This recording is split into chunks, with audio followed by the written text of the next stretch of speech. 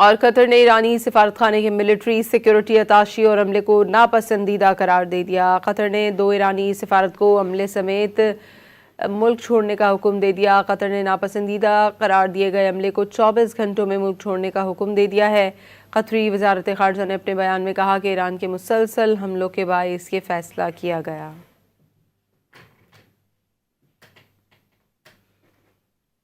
اور قطر نے ایرانی سفارتخانے کے ملٹری سیکیورٹی اتاشی اور عملے کو ناپسندیدہ قرار دے دیا۔ قطر نے 2 ایرانی سفارت کو عملے سمیت ملک چھوڑنے کا حکم دے دیا۔ قطر نے ناپسندیدہ قرار دیے گئے عملے کو 24 گھنٹوں میں ملک چھوڑنے کا حکم دے دیا ہے۔ قطری وزارت خارجہ نے اپنے بیان میں کہا کہ ایران کے مسلسل حملوں کے باعث یہ فیصلہ کیا گیا۔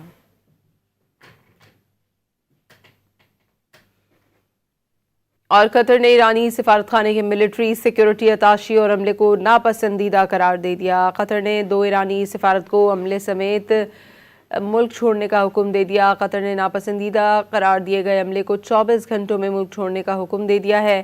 قطری وزارت خارجہ نے اپنے بیان میں کہا کہ ایران کے مسلسل حملوں کے باعث یہ فیصلہ کیا گیا۔